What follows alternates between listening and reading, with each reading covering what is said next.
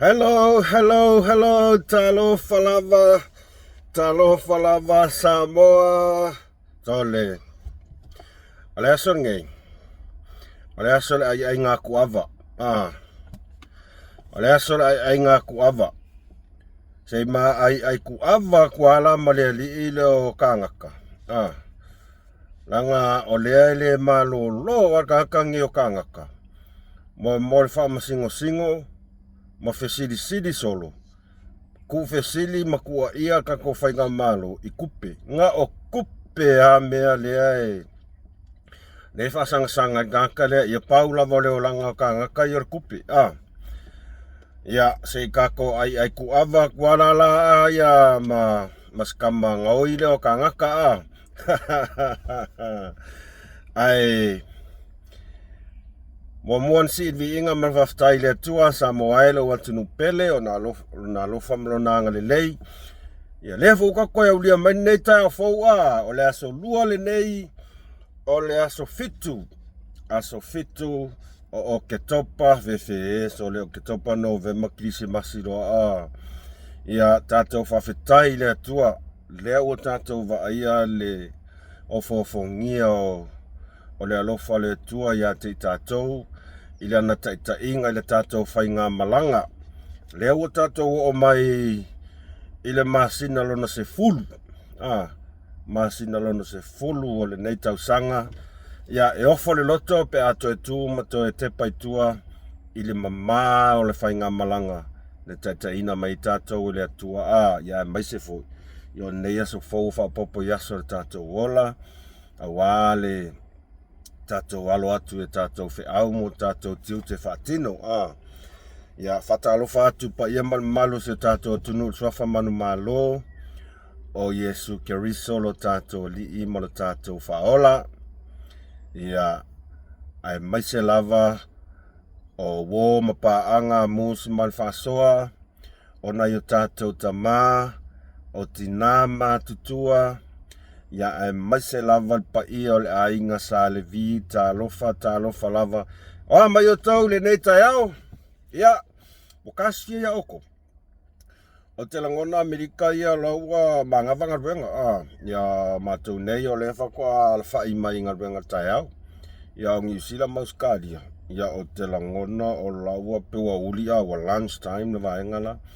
Ia, pe ese taimi, ese aso ai mamoli pele vi inga le tua. Tātou maua lava le malosi whafouina. Ona o lona whatasi mai ai tātou le aso ma le aso. Ia le fau mato alfa I mai whanunga le lei. Ia sa tātou le iloa ni me tupo tātou ta oto tātou moenga o le fili lava ma te Apollo e le moi noa. Po le alava sanga le mu po ani me le tātou tfaya. E le mapuai le fili ma te Apollo. Ia tātou te le atoa fui. E le ai lava sesi o tātou e atoa ma miotonu sin whanga le atua. Ai whaaftai le atua. E te le ngese longa toa sā. Ia ai mua pēa lona lofa malona ngale leia te tātou. Ia vi ia o e tamā. O le vi inga al whamanu mal whanetanga. Ia e whaafo I atu I lau fio. O na lofa. O lofa o sidi lava lea mo I mātou. Sole. O te whaftai atu si o uso ia titi leilua. Titi leilua e maua mai sole maa. Ngai ala makai I ngai au video sanga po e lau jano. Ia olo se kelo. Pe kele a kua video si a ua. Malofa malosi. Malolon sai. Ia ngai like ma tuai ngai comments iau videos ko kia lele iau videos Malotam fight. Malole on sai. Au alfa vai. Pea ua e mana o lava e tamwhai lau YouTube pa ia alfa vai malo lava on sai. Ia whape na fo ia ila tau o lo tamwhai lava o lato YouTube. Ia. Aua whaavai aua e te wa ai viewers, aua te wa ai mamau I se I le a fo I. Wa ai mamau I le le taunuunga e taunuu ia lau YouTube ia malo lava titi leilua eisa se o tau whamanuia se as whanau nei aso ia manuia te lelo aso soifua o po ai lava o tau whamanuia ina po o mai le aso sa a fio mai ai le lalulangi nei ia vi ia le tua alofa le tua fa popo ni se aso stele mo o tau malava fa pea o fa manatuina o la tau aso soifua ile nei aso fa manuia le tua ia te o tau ia iai fo i la tau nai ainga ua whapea ona ufitia i le au pongisa ona o le malangan maliu maleoti ia whaamaise ma whaamawhanawhana le nganga o le tua ia te outau ia o ai fo i sesi o outau o e o loo whaata otoria i maotanga se ngase ia po o malu o tau maota mo tau lawa ona o mai o tino ia talo le tua ina ia wina mai lona mana ina ia toi fo ina malosi ia o tau ia tau umalava ia awa lava fe au mangaluenga pe ona ia tofia i tatou te ngalulue mo tatou au tatou wola i le nei laulangi ia wantila ia e kolu lava vaenga kuku ia leo ke fia whaasoa kuai le kai aonge le asonge me mua nga o whaarongolongo loa i talafou sa whaasau pokalame si o uso ia manatu lei e winga ile sainga lea malanga loan so le ia male whaamala malamaina mainga ele news nga o mea inga whaisainga so le kwa yo ingo i atu low lava le upu ya toyo tia ma kwa yo wika sa o i aso ia ola kako o mea nga puloku whaasanga mai ia ole simta upu to mantua fo ise taso mafine mafine le sa fa pe sa Whengarenga National Bank lea na ia ngau ia le tesi male miliona tala mai le bank al kenga rea al kawa ingo sai lele olongo kaulua lea leo corrupt nga le ia kaiminge ia kako wo o kwa ia kako fai ulo ese fa malamanga e fa mo loto ile fa fonga ma se sila se tato atunu tato to tepa itua i le taimi lea o le ipola langi le lua fes fumatasi ile le loa ka ko o markaiminge po fewa lua ile fia malefia milionga e ngango fai nga o kupe alela ka koftau i la songe langa al mea lea aso uma ole mea lea le sa mala me ka kangi oifo o ka ngaka o kupe e wha masingo ia kupe e fia alu su e kupe kenei loa pole alanga fe au e alu su e kupe al whainga malo lea whakwa a maka o ngā tula i maita tau whainga malo a le fo o le va le ongo milionga ngi sila le nga mai ang fa me alo fa mai tono malo pe tu sa male fulu miliona tala samo sole o ke le lo po le ale me le ngole ngi kanga ka o ire ka ke lo ka malo sole or kanga ka kupi e makai kupi e ngau kupi e ai kupe ai wale mai ai si kupe e sao e makai kupe e ai kupe e ngoi kupe ko ele ma e faalia li mai folinga e ai se ngi kupe nga o kupe me al me pingo sining fa ngoi ole fa ku mai lava olanga orfaku mai lava olanga su maranga loko ele maranga loko pala isi tato fai nga malo o lea fato atula mai mankua foi nga maka mai sa eu mai fako a ele a kose vai aso karunga mai al fatau tonga ai oso mai fai mai ya o feala ne polo keki 2 milion ale ayanga fa peor kola wo levanga maka se va i kamalo a soli al kamalo amakwa mastai me kau kupea kamalo iTubes ya kangaka fasang mai o ila ilo wa miokong lela kangwe lu ia kula oe pea fa pela iso loko awa oe ngai masangi nga e kangwe au mai kanga fa karkala ngoa ia pokalami au ke manga ola lui oe ia e faya fesidia dea ole au faya kia ke ali kangaka ale ai ia o kaulong fasio ses Samoa fafonga mai le fafonga makiripiria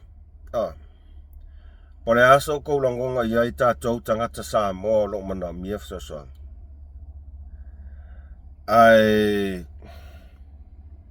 fafonga mai Tana ni nunungan tupel company ni princesa lo pulieni tangata mai saina lia sana no mai le no pifa peta yu fa le to no na tongina mo to ila vele 7 miliona tala pa neni o matoto sanga no velu suta silfa tino ile nunungan tupe fa 7 miliona tala peta o le temine usilia mali 7 miliona pa neni ole nei loan ona ole tului fa popo ai fa le to rupe ole to tongina na bala aule mata apuilu mol fa masinonga maulunga le vai aso nei ai woto to pol fa masinonga onolo yeni so vai nga sata ua e te tauna fa amanino atili e to di mai na to lo fa sanga yeli mata upole no pifa oni tangata fa pisinisi mai saina masetina Samoa sana no fu maneli saina liana fa anga yo yeli fa atino inol pisinisi ole princesa lo fa tu ine to no Samoa ma hotele na wala la le company o yeni e au fia iman fatan malo tele matutua ol fare enga mo fale ulua e ese o nangalia company ol supermarket tutono taulanga manu itua o fale ulua mo ulua e fausia imo utumala ol fatan malo matutua silia malilua se fulpoto ol fatan malo e foi se vai ngolo fatino e fa fianga pa fata wile aba malo si ono fuanga mo asofana o maputu mo fontanga Lipotia Samoa Globo sata usita so fenga wengan no pifa. Ole nononga tupelea e isel pulenga no pifa sa ye le waitau. Salato iyo ina ile fatino ino le nononga tupe. Ayole tau sangata luai lua filu se fulfa. Na failu ayet te ifuna no pifa ila fionga ya papali ipano amuala. Na fisota ilo ofisa sili wa ye ne ile tangata asia leo na ina company. Eto tongi maile nononga tupe. Peta ina o atule ali sa ina mfape atul mani lienga sa fai maile amatanga. Se yola le pisinisi fatu atu tungi leo lino atu. Seiva ai sole. Seiva ai makau kia whainga senga. Kusal melo e va ai senga. Ol mele lelo iloa ka kusamo. Ol melo va ai senga. Mkwa va lea ka kainu pi whangat wha valea kwa mfa valea. Valea ngofie. Wha valea kwa ka kalera kali ilo papastui valea. Va ai mawalalo. Al me sawan singa mafayang fika mavale lea kuya mangika ngaka ia fe ku famis ngai fa mai sa fail mako malianga manupi fa se ilonga e ola le pisingisi fa kwa kongkong o ai ku ai nga malili yenga fa vale valea fa penge Samoa o ele Oscar lo walelo le Oscar ava ai kaka yo folinga pese angelu e makau kia wa mio kaunga makua i pase mea ilo avai. E whawewheo nga e kariangi ko inga malienga whapengei. Se ilonga e ola pisingi si whakoa kongi mai. Le ai se aseka, le ai se mea ilima. Peo Samoa, talo whaina yo tātou tangata Samoa. Atolo tolo atu se toe ina po se lo matua Samoa. Pe maua mai singa Afrika la si tau mawhai siaka ha pisingi si pang keke po siaka pisingi si pangi popo po skek pua E whakamilo au whaingaruenga kamilo umaele se me maua. A o tangata nu o Samoa, olo to tongi o latou la fonga. Olo kele a lako a seka, e ma whain karanti ele lonea, pe a whapea ele mwhaiona tongi. Aelu waku le ngei sainga, e whawhewhea ngā whai e le ngei kangaka o Oscar, malanga whaingaruenga ngāwai kaimi, le ngei koe ngā mea whaavalevalea whape ngei, o le lako sainga, le aise me karanti ele ngā loan, ai laku loan mai le wha kesi ma le ongo milionga, whai ma le mali li ianga, se i ola lau pisi ngisi ngā fui. Ngā koe kongi mai lea. Anga laku ngei la sainga lea, loan ma le wha kesi ma le ongo milionga, koe alu ma kupenga i sainga i whailang pisi ngisi sainga, o le asko whakau ye. O le asa whakau o ele Oscar akari o sailele o lesi ai kupe. Le asa whakau ye. Se va ai ua kou puloku o lau kangaka o lau kala lea tuila e pos tangata alofa tuila e o whela ilo e se alofa ele kea i kangaka Samoa au aku e whaina ko loan la iki ele mawhai ai laku nge kangaka loan mai wha kesi maleongo milionga male kukuunga se i ola pisingis au pole se e se kira ka pisingisi yang Kongo se va ai o ia i loa ai whai mai fu ia ka mai ole maku wa wha vale au nge kua inga me wha e wha whewhea ngā saule ngei sainga ka lia i ngei ka ngaka whainga ruenga le wha kesi male ia ka kofu akula iai lua awhe lua sputasi o te manatua sa au mata i lunga i le telefou mai le Facebook le tala loa inga o pisingisia o whakalima lo ola se kelo pisingisi. Ai o mai le lua afe, lua wha. E le aise mea o mai kaimingei le aise mea. Ai laku wha pele si i o fau, ina ua tu la i atu i le whainga malo fau. E laku wha pele i le wha afe ka la e whaisanga ka poti, se va ai, wha afe ka la. O i ngasa kaunga lo kai loa. O i ngasa kaunga lo kai loa. Se va ai ai le maka ukia mea. Sole. E maka ukia. Sole ngal ki ngai o le ulu. E alanga o ingo le mea lenga whai kakale Oscar. Leanga to tele o tangata nu o Samoa. E la ngona lo lato whaitio. Ona o le talia ona o nise o lato lone sosoani i latina ina o lato ainga. Ona i pisinisi la iti. Pe ta iafe ta la, pe ka ilua ka la ai mangkua.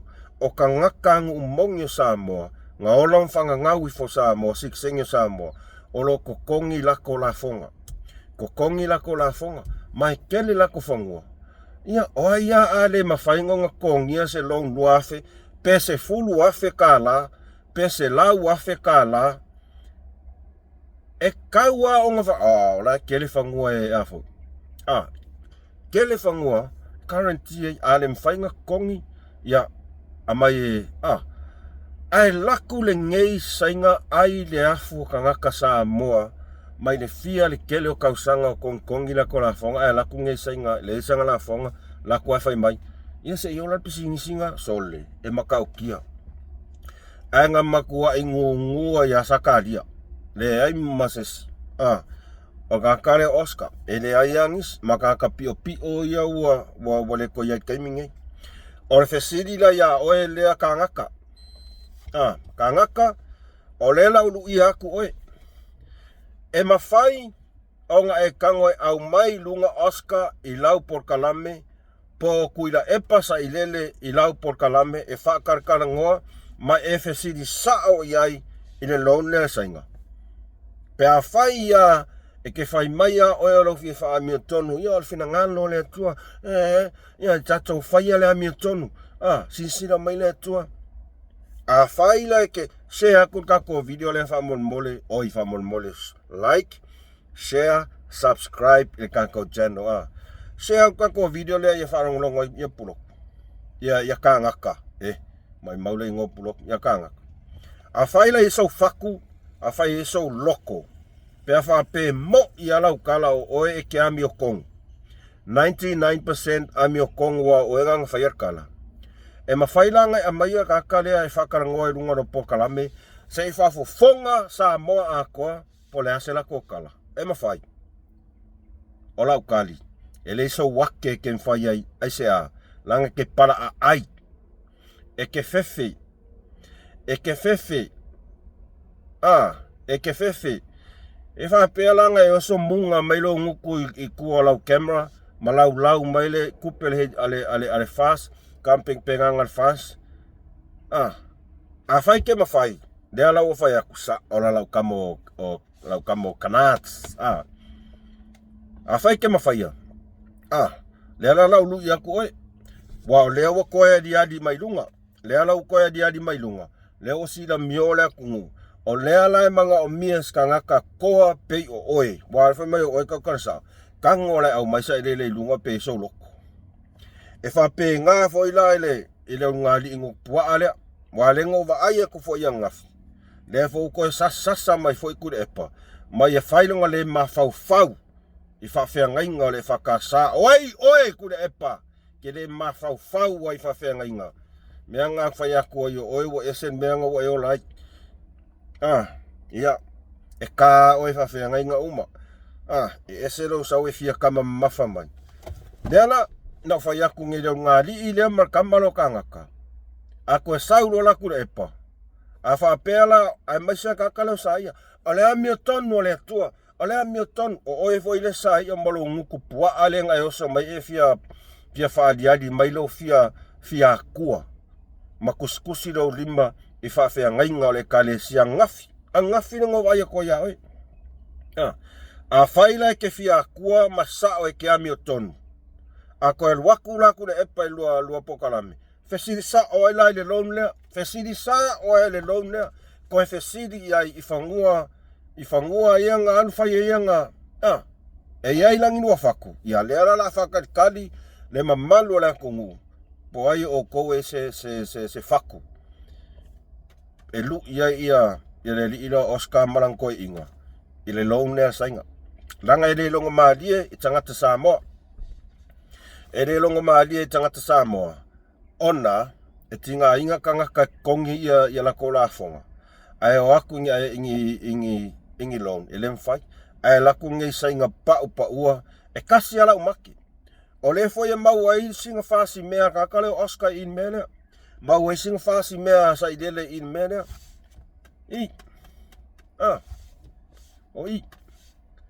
Arkai mi kongo ale le mings ka kupe ia sko inga veanga leo siriepa. Siriepa kuyoki. O mau kingoa o konga le in menga. Kau kala mai la se o koe wha kala mai la kungu. Po wheo whai en mene. Kau kala mai. Kau kala mai. Ngai sainga pā upa ua. Ngai sainga pā upa ua. Ua avea me mea wakova ai maua lalo I kāka Samoa. Makou lea manga ia kāka Samoa. Lo kongi la kou la fonga. A wale kinga inga le kungu. Ai la kungu ngai sainga pā upa ua kou avea. Ile whākesi maleongo milionga. Lea ua o le fiku milionga. Oi la se o koe masai mai se ako e whamakala mai melo kupu. Tulou lava Samoa. E se o koe. Kau kala mai nguku. Puroku. Kangaka. Ia le foi la ile sitasi o tole. O mata upu lea. Leva ngaloma. Wa leva ngaloma mka upu lea. Mka upu lea po mankua foi le se tasi o mafine. Positina. Lea ngamo lia mai le ngofo manga oi le kasi kesi ma le 5 milionga ka la National Bank. Wa sa whainga ruengai. Ko mankua. Lea ka le maua mai o keio sa ilele. Au aingo sa ilele. Langa foi. Longko o lua lele lesi corrupt ngu melkasi I mkanga ruenga leo. Le li ileo kevanga. Sisira mai ai. Ole tina lea sa ianga o ia mai ale tesi ma le 5 miliona ta la au whainga ruenga I le National Bank. Lea e whaapea, o le tau a inga o sa ilele madiele ngoi. Ia masiona tō luanga leo toni te vanga lea lesi leo leo corrupt a lea lea nei a tā lo whae le fefefe. Ia le ngā, leo ngā li inga, le maua mai li poki, a luar kakalo ke vanga kia i pepa.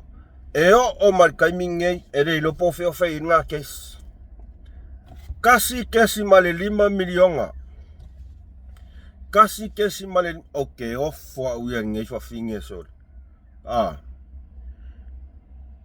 Po feo, ia fafanga isiang fangau. Kawa aia ku siang kamangale, umakwapa ai kasi osa kaungala po apelong kinga.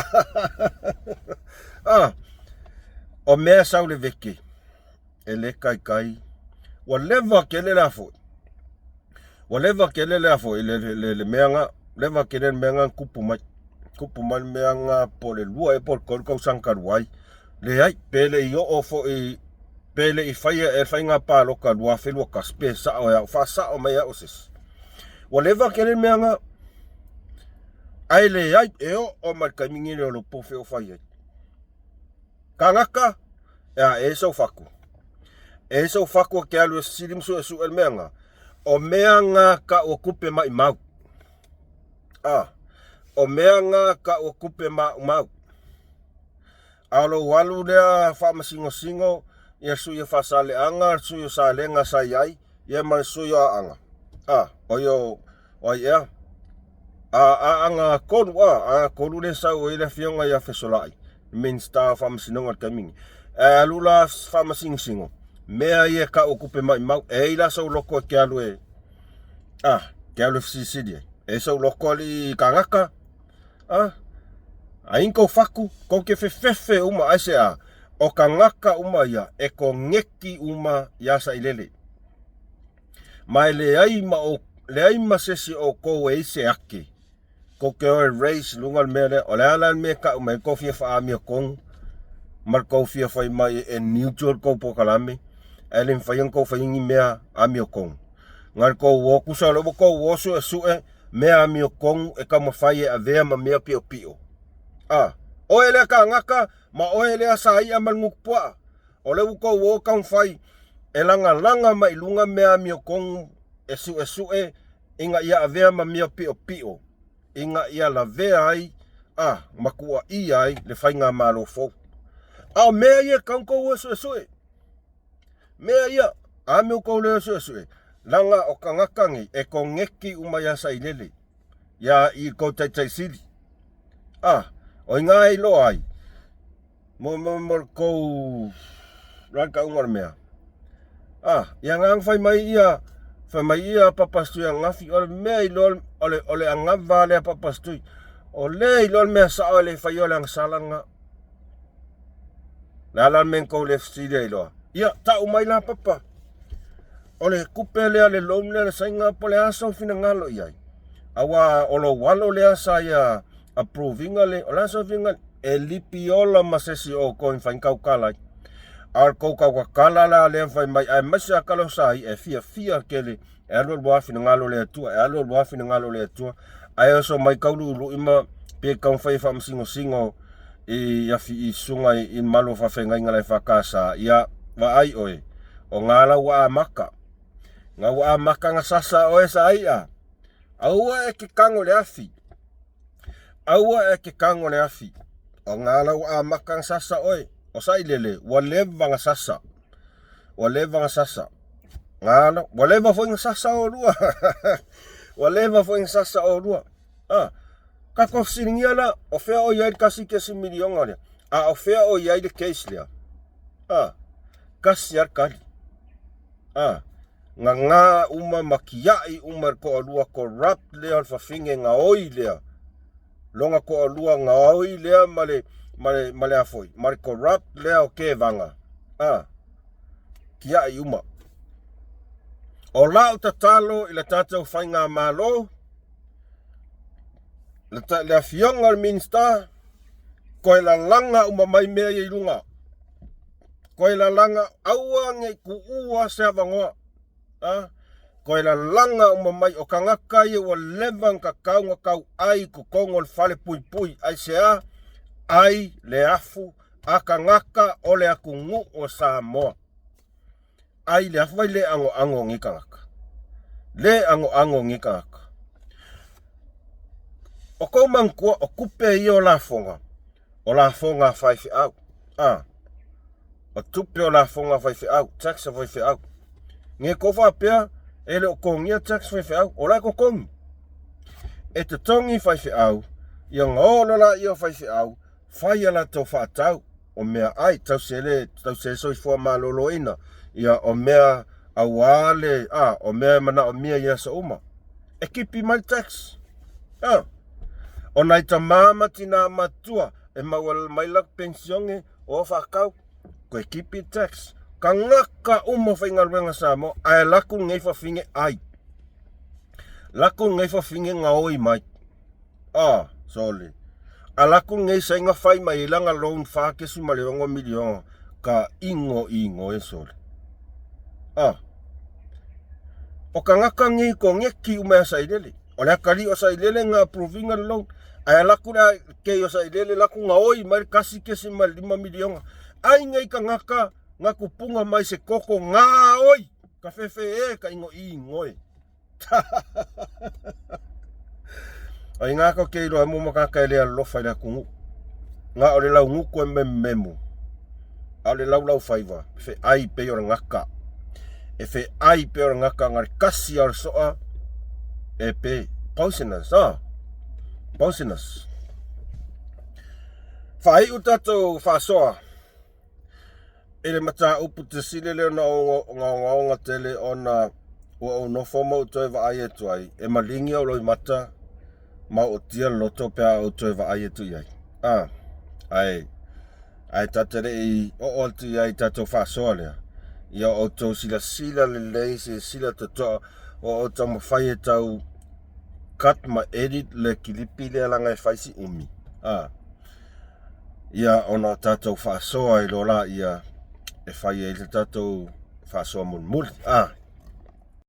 The Manu Samoa rugby team were paid $1,000 a week to play at the Rugby World Cup. $1,000 a week. That's a lot less than Tonga, much less than Fiji, and a tiny percentage of what the big nations paid their players. What makes this disturbing is that the people of Samoa and Samoans around the world didn't want it to be that way. They raised millions for their team. The team say they didn't get it. The team's captain has written a highly critical report alleging there was so little money and they were so badly managed that they once turned up at a training session to find they had no balls to train with. What makes this even more disturbing is that the IRB and the tournament itself picks up nearly all the bills for teams at the Rugby World Cup. Accommodation, meals, transport, gear and yes, balls. The organisers take care of it all. So if the team was badly underpaid, where did all the donated money go? What were the team's managers up to? Do you know how much money the people of Samoa donated? My understanding was, I think they're trying to raise more than, they were asking for 6 million tala. And what I believe is more than that. So it's your understanding they raised more than 6 million tala for your team? I think so. And how much of that money did you see? Nothing at all. Nothing at all? Nothing at all. So where did the money go? That's the question. And some of these people are kids. They got nothing. And some of the families, they're probably the money they save for the whole week to buy bread for their kids, for their school. And they donated it just to see our people and our heroes to represent our country. It's sad to see.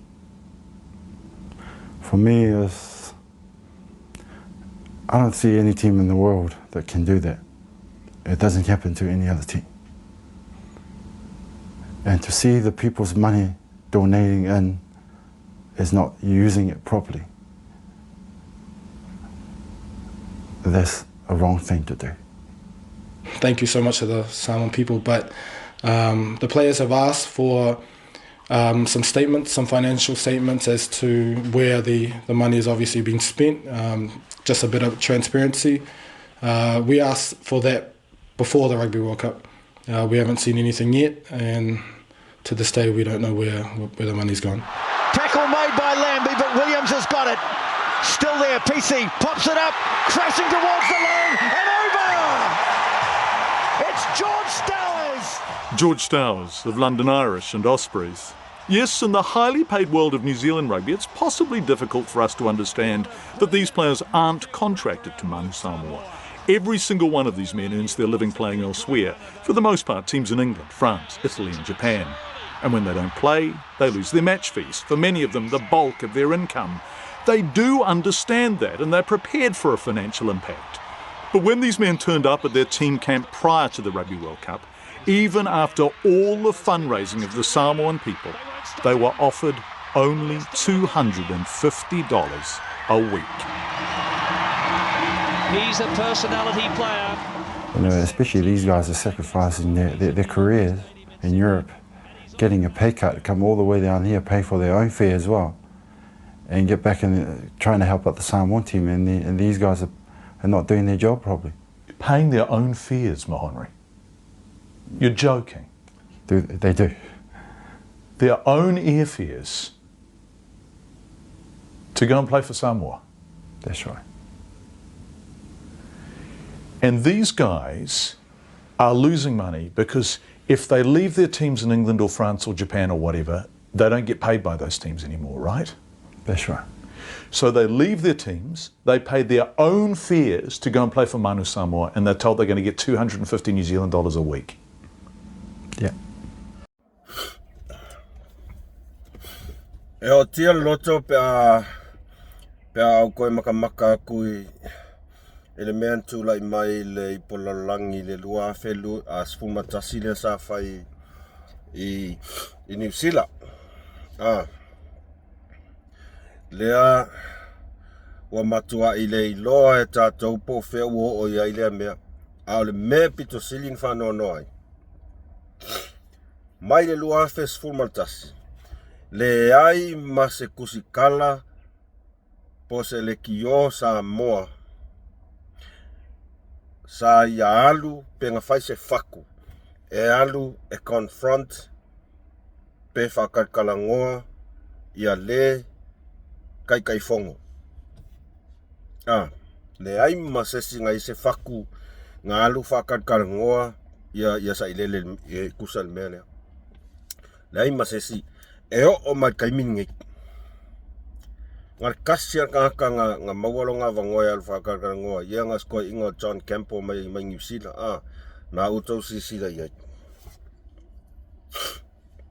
E makau kia tūlanga na iai ni langona whanau noa nai tamata alo. Afe ka la. Afe ka la New Zealand le vai aso. Ngā konge ngai kamaka alo.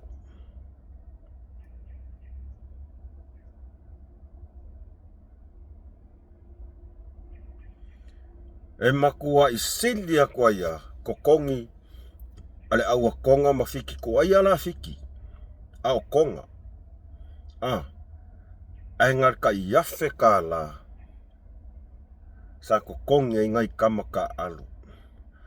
O aku ngai kamaka alo, ka penga i kole nginga, le ai ni polo, e whai ai kole nginga. Ngai, whamakala mangingo mai a John Campbell. O koe le ingi polo e whai kole nginga. Ai whai pākia al pūlenga. Makau kia E o mai kaimingi. Le ai ma se kuskala e whai se whaku. Ngā alu whakarangoa sa ilele e winga i kupe Mang Samoa. O ke rangonga pe a wha pe sa ola o make. O le au wha inga ar kupe ngā maua ele iso e ngā kupe o afu a ngai kāka Samoa. Pe ama se sfukasi milionga ia. E ova aku male ongo milionga ia kupenga maua. Ova aku male milionga. Ia ngau ko whafonga iai I whakakangoanga male sa avea ma kapteni ale Manu Samoa. O feo alwai kupe. Fesili. I don't know. Kwa ia ulei loa po feo alwai ngā kupe. O te whamaonia tala na amahoni. Ia wārengar ka ia whika la ile vai aso. Ai o lau kala sa o ai le ipo la langi kausanga ngā. O le au piko sili ngā maka ukia. Le ipo la langi. Sa iai lau kat kongunga. E o kako au lunga semi-final. Mā ngai ar ngā au sot.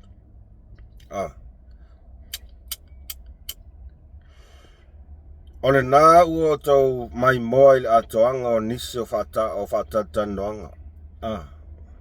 Tā lofai nei tamata alu.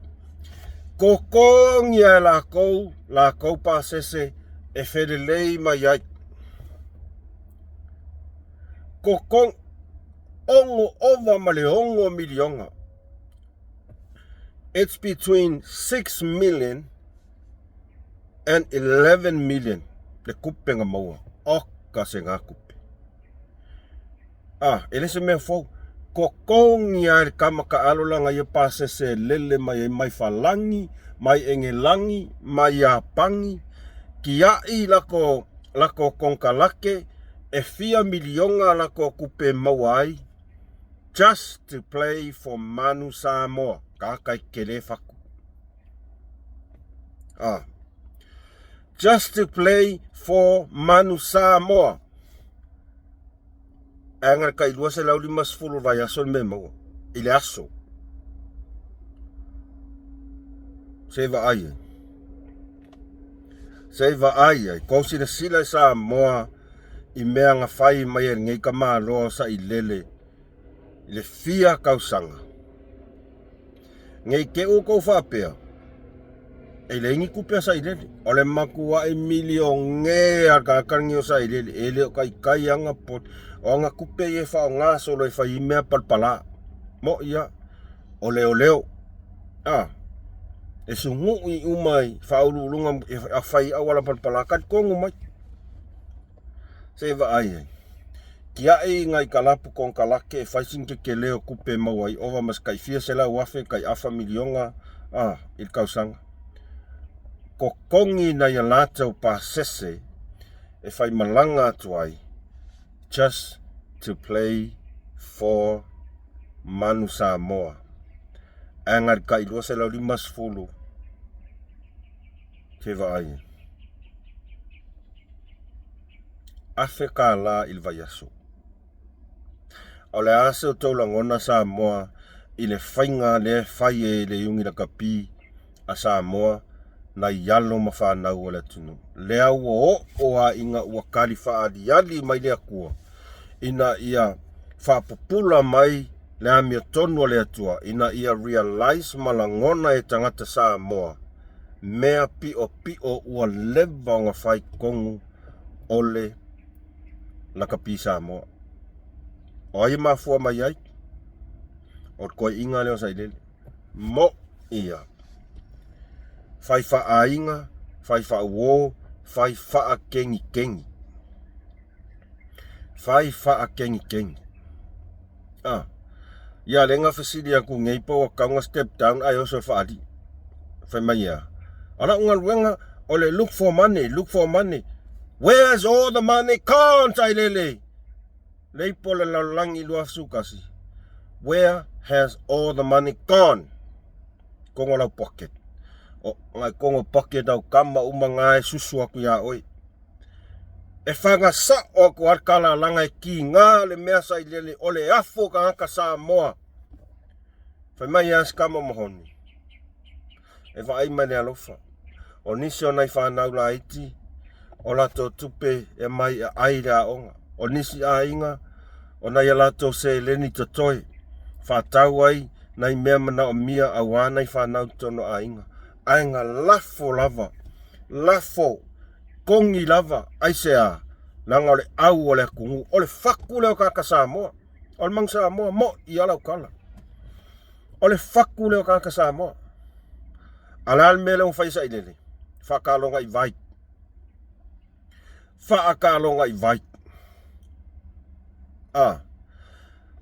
se i kai se fulu wafe fo i pe kai lua se fulu wafe angai kama se i kai lima afe fo i le vaiaso e le kai kainga afai le hongo milionga over male hongo milionga kala e le kai kainga afai ase kosi sila sa mo le mea nga faye sa ilele ialo mafana wala tunu kosi sila yai kangaka olo ngoku le nga masae mai e kuwai kamaka alo kuwai fayaonga e kamo fai pungi pungi le koe inga lea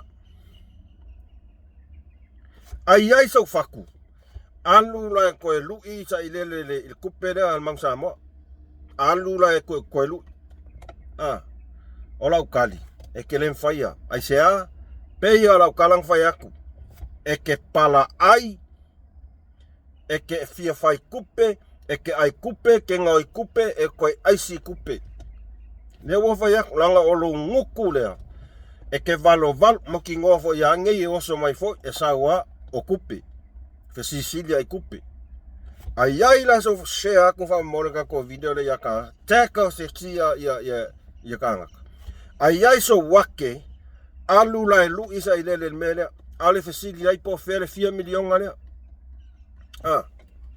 ola ukali kile mafaya langa ola angava fo inga ole ngaoi ola angava fo inga ole ai kupe e kukusa le lei ya o lo masa ilele ole ai kupe ngaoi kupe fole ku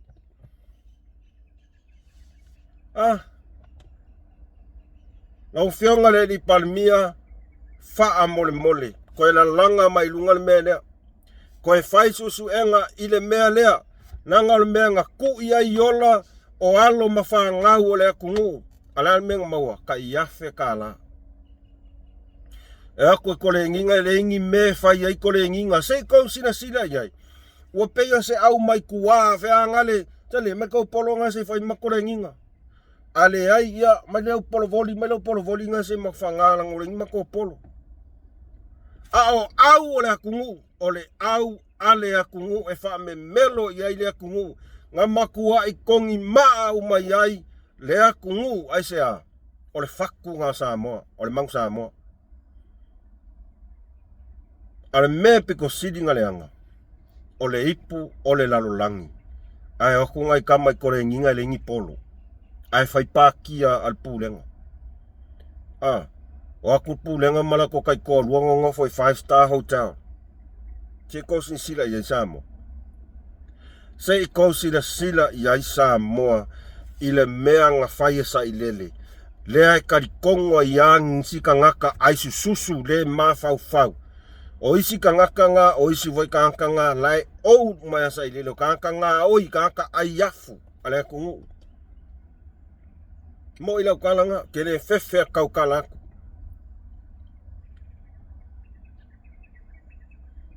ke mangkual mako malanga ngalu Samoa ia November de lua fe maleongo peia ko fa e pe ko ongo mako mai le aukilangi Samoa nga mako wola i trials al man Samoa i le tua sa alu i Afrika ma Australia lua fe maleongo no ke topa ia November ko kongi le Auckland Samoa mako pasese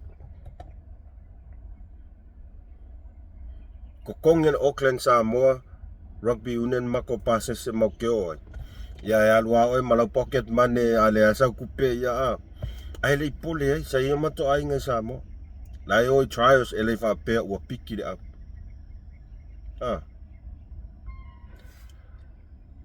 ipole lalo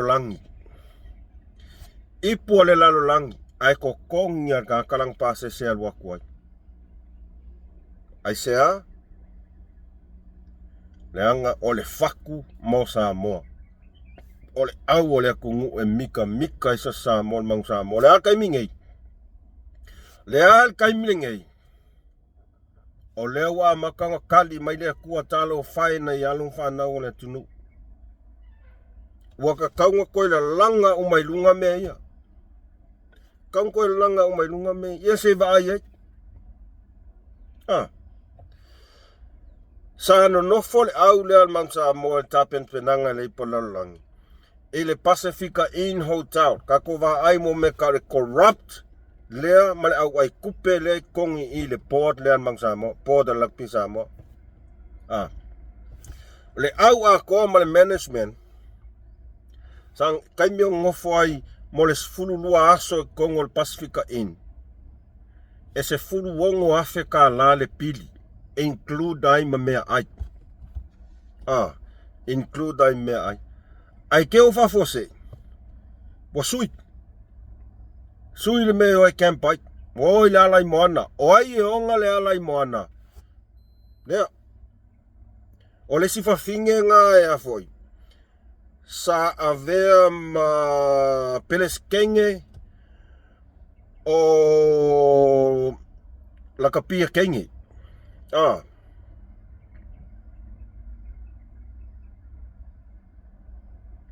Ja. O fa finga nga o peleskenge a la kapia kenge. Mai ko kongu foi o le port a le lakapi ungi. E onga le hotel lea alai moana. Ngofo ma koe sui o ngofo kako mang Samoa. E fia le kau. Se lau fikus fulu ma le wha afe. Kau sila wha lima inga. Se fulu ongo afe kongo se fulu aso. Se lau fikus fulu wha afe kongo se fulu ma le ongo aso. Se kau sila. Ale hotel e o ne fingere kongo le port. Ale Samoa Rugby Union. Inga vai kain. Ko va aila i Samoa le mele kupu.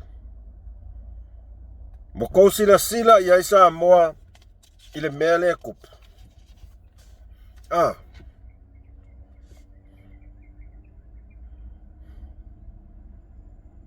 Ko sila i.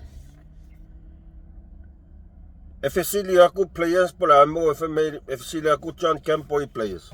Pola me nga femai ngal fai mai e pek mako ako mako o kene lo pola mafuang. Ai sau le pili.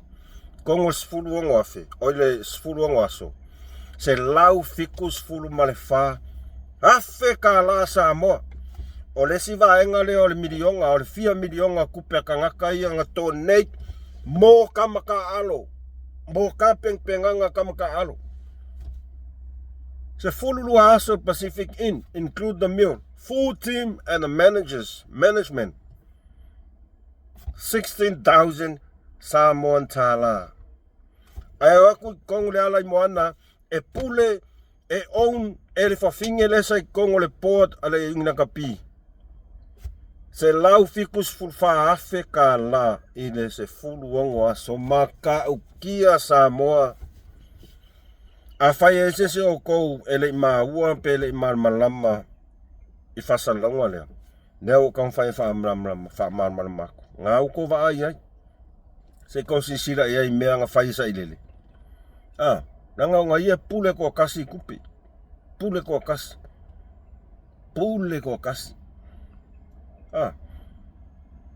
Se vai nga se lau fiku sumal fafe.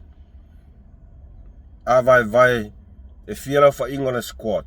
A fa pe kolus fulu players o le squad ma le management. Kako ke va ai nga fast full members all together.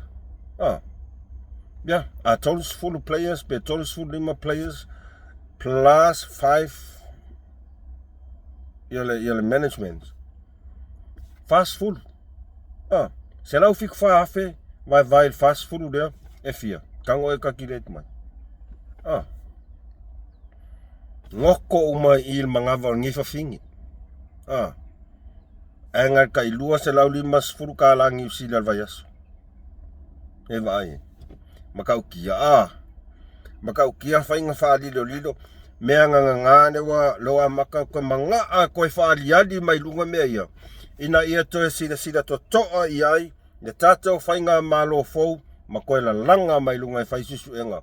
Ai sea, na ngai whainkao le afu si singa le akungu. O na ialo ma whanau atou sila le kaimi ngā ngai a koe le au e o malai wa lili. Whai tua la lua nei whanau a onga primary school o kolisi. La asko whafonga, manu, manu, manu, manu. E pele lo loko. E pele le loko. Alan meng whaisa i dele mlanga vaenga. Whao ngā ola na ialo ma whanau. Su e la ko mea. Mea ngā e kau ole ai yafu. Mea ngā e kau ole ai yafu sai lele. Kangaka. E so faku. E so faku kangaka. Alu la lu isai nen ola lu inga ya oi. Wasasa ngai koe oso mai e koe sili mo sili kupele kong fai koe malo le fa ko amakan malo wasasa lo ngukung koe masai mai. Ai alu su e meia. Alu su e meia e so loko alu su e. E kem fai ya. Lingu pua ale man fa finge le o su e. O Vasilia kun epa. Vasilia Oscar. Vasilia fa finge le po feo yai. Ya kupe. Au ka ngaka uma ngei e ko ngeki uma ia sa ilele. Se va ai. Sa mo ai. Ia ole nga. Ole nga. Ole nga u ko sila iai i mea nga whai sa ilele. Sasa mai e ka kou yaso ia. Pea ngo whai aku. E whai aku rau kalalanga ki ngalo u loko. I le lave veo ngai kama. Leng insurance. Insurance. Ai umai kupe. Ai e kankai kokas. O kou yaku skala. Samoa. Oe lea o Samoa observer. Ai so faku. Alu la e alu e. Su e ia sa idenen mea nea. Kere mawhaia. Nanga o kou iska ka ai yafu ngai ai. Whai ngā oi ngai ai. Samoa. O ngā o kou sisida. Wha ngalo mai se leo.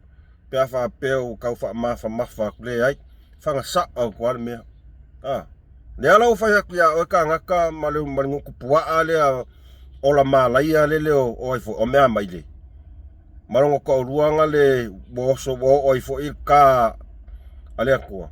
Ola e lui mea ia po feido i kofi a kuanga kau so o mai. Whamaluru at Samoa.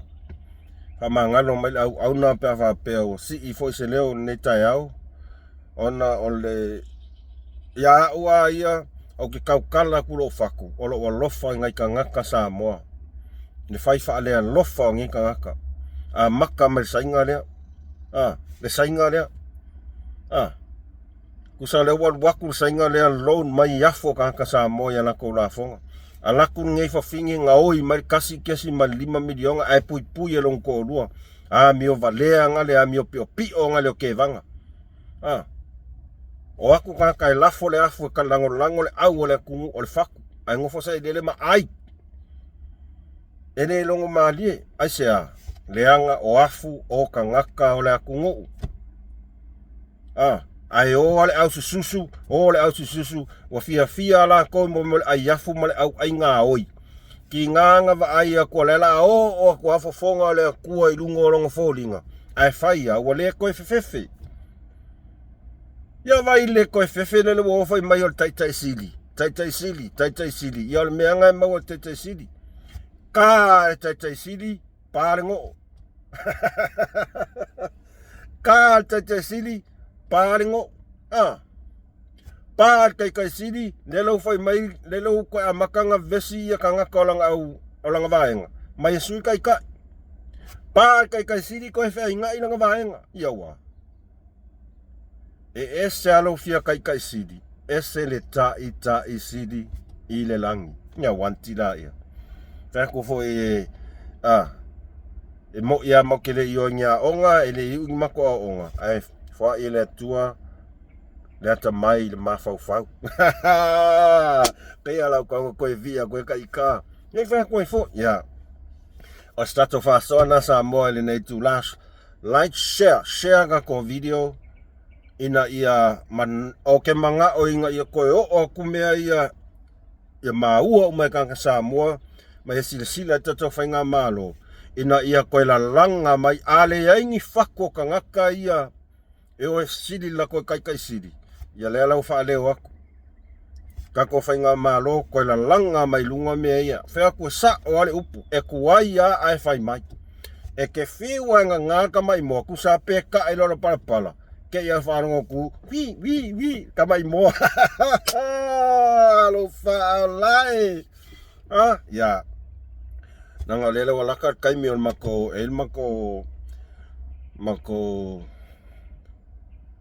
fatasinga le fai nei o matou whamavaenga ma se tasi o matou whai aonga English teacher ua loa foi tau sanga se tina ya o nei la le fai mako whamavaenga ya loe mako ai singa fasima moe ai whaftai tere mafuta mai sa moe le nei tu la le aso le musman whasoa whawhetai la o tau langolango e leta tai o na lava upo musman whasoa e momole tua lea nganga whaftai ai whamanu tele le tua ia te o tau umalava a whapetele subscribe kako channel ai momole tolo whaanga mo o tau umalava o pa anga le musman whasoa o tato a ingo le fast o wo fasala lau malava mai ai Amerika se ia kau ka ko po ola Samoa mo moli atu alo faanga mo o to malava mo le nei taimi a tonu tato toi feiloa ifo i le aso atai au pe atu sai ma le alofa ma le anga leio le atua ai mo taimi nei mus man fa so le nei alofa tele atu fa se fua